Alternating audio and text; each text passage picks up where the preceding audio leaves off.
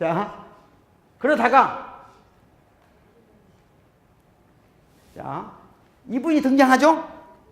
노사모와 함께 지역 패권과 계파를 벗어난 대중정당을 향한 열망이 이때 처음으로 대한민국 정치사회에 분출됩니다.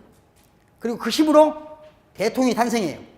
그런데 이때에도 대중정당이기자 하지만 이념정당, 대중적 이념정당 형태를 갖추지 못해요. 여전히 간부정당, 계파정당의 형태를 벗어나지 못해요.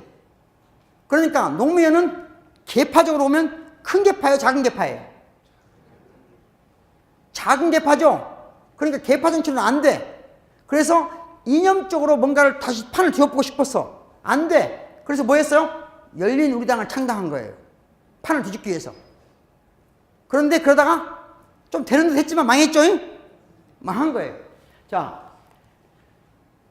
그렇다면 이제 대한민국 정치사에서는 처음으로 대중적 이념정당과 원내 중심의 유권자 정당이 경쟁하는 체제를 갖춘 첫 번째 정당이 태어났어요. 이 전문적인 용어라 잘 모르실 수 있어요. 자, 대중적 이념정당이란 간단합니다. 아주 쉽게 말하자면 당원이 모든 걸 결정해요. 당원이 결정해요. 그러면 당의 간부들은 대통령이 되든 국회의원이 되든 또는 도지사가 되든 당원이 결정한 걸 수행하는 사람이에요. 그러니까 당원이 이 사람들을 뽑는 것도 정책 방향을 결정하는 것도 전부 결정하는 거예요. 이게 우리가 알고 있는 대중적 이념정당이고, 그것이 예를 들자면 3인당, 독일의 예를 들면 기민당, 미국의 예를 들자면 공화당, 민주당, 이런 것들이 그런 겁니다.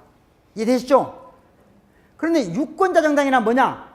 어느 날 갑자기 정치가, 사회가 너무 복잡해진 거예요. 너무 복잡해지다 보니까 당원들이 매번 회의하고 의결해서 결정하니까 너무 속도가 떨어져. 너무 뒤처지고 안 맞아. 그러니까 의원들 내에서 원내 있는 의원들이 모든 걸 결정하는 쪽으로 힘의 역학관계가 당원에서 의원으로 전복되기 시작해요.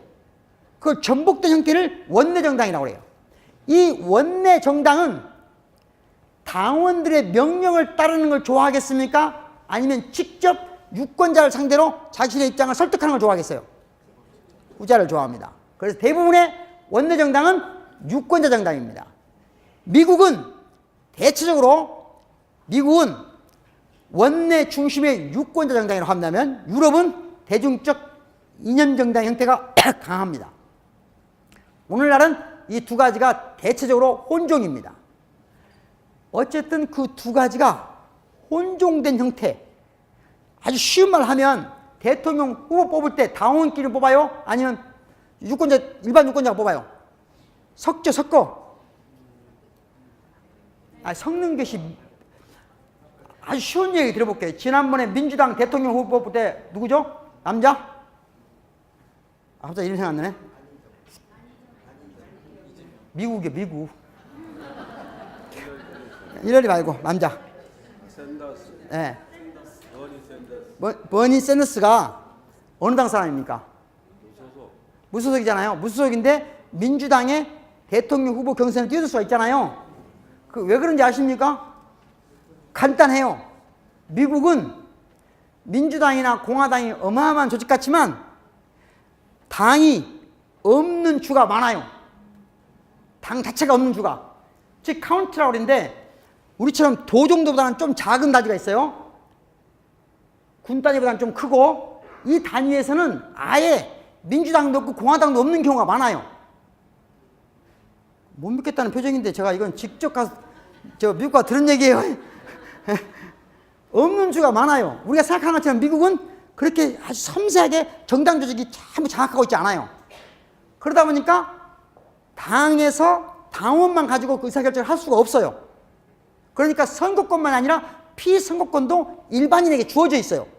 당 선거를 할 때도. 이해하겠어요? 하여튼 그래요. 그러다 보니까 원래 미국은 원내 중심의 유권자 정당의 색채가 강하다. 그런데 유럽은 처음부터 어떤 이념을 가지고 뚜렷한 정치 지형을 가진, 뚜렷한 지지세를 가진, 뚜렷한 이념적 지형을 가진 그런 대중적 이념 정당이 강한 거예요. 대한민국은 지금 두 가지가 혼종된 형태인데, 국민의 당이 떨어져 나감으로써 더불어민주당이 계파 정치, 간부 정치로부터 상당 부분 자유로워졌어요. 그래서 역사 이래로 어찌 보면 19세기에 불현듯 인류가 경험했던 새로운 형태의 간부 정당이 아니라 계파 정당이 아니라 새로운 형태의 그 민주주의를 우리가 온전하게 지금 대한민국에서 경험할 수 있는 그런 위치에 우리가 온 거예요. 그런데 그것도 더 중요한 것은 세계 어디에서도 우리와 같은 방식으로 이 권력을 탄생시키지는 않았습니다. 그건 왜 그런 것인가 하는 걸 설명을 하면 긴데, 이것과 관련해서 가장 중요하게 지금 현재 대한민국을 정치를 이해하려면 첫 번째 이해해야 될 게 뭐냐면 이 문파를 이해해야 됩니다. 문파를 이해하지 못하면 대한민국 정치를 반만 이해하는 거예요. 여러분 문파입니까 아닙니까? 아닙니까? 문파입니까? 네. 문파가 싫습니까? 제가 이거 가지고 지난번에 아까 학회가 발표를 했는데 하여튼 뜨거워요. 뜨거워. 자, 중요한 게 있습니다. 문파는 운동권으로 성장한 집단이 아닙니다. 체계적으로 학습한 집단도 아닙니다. 우리가 흔히 말해서 요즘에 이런 사람들 이렇게 체계적으로 학습한 전통적인 운동권을 뭐라고 그래요?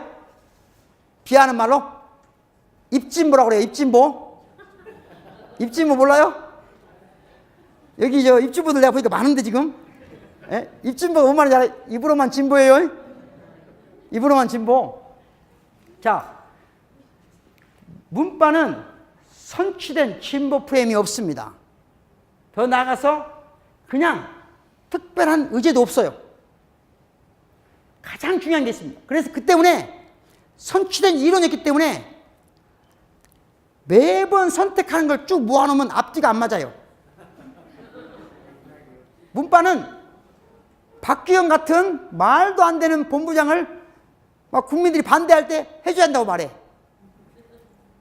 전통적인 운동권 입장에 보면 이해가 안 되는 집단이에요. 전통적인 입장에서 보면 이해가 안 되는 집단이에요. 바로 이 문파와 같은 형태가 이미 유럽에서 등장했는데 그 대표적인 이름이 포데모스예요. 나중에 설명할 거예요. 포데모스가 등장했을 때 전통적인 유럽의 좌파들이 똑같이 한 말이에요. 얘들 도대체 뭐냐? 앞뒤가 안 맞는 거거든요. 신보라면 당연히 이때 이 선택을 해야 돼요. 환경이 중요하면 환경에 대해서 보호하고, 예를 들면 원자력에 대해서 찬성한다? 저 시민 토론을 찬성했다? 그래도 무조건 막 집으로 못 째야 돼요. 반대해야 돼. 근데 문파는 어째요? 그냥 문재인이 하자고 하면 좋다는 거예요. 이렇게 진보 프레임을 가진 사람들한테는 용납하기 어려운 것이지만, 문제는 이념으로 세상을 보는 게 아니고 세상으로부터 이념을 찾아가는 사람들 입장에서는 다른 얘기를 할 수 있다 하는 거예요. 이걸 이해하지 못하면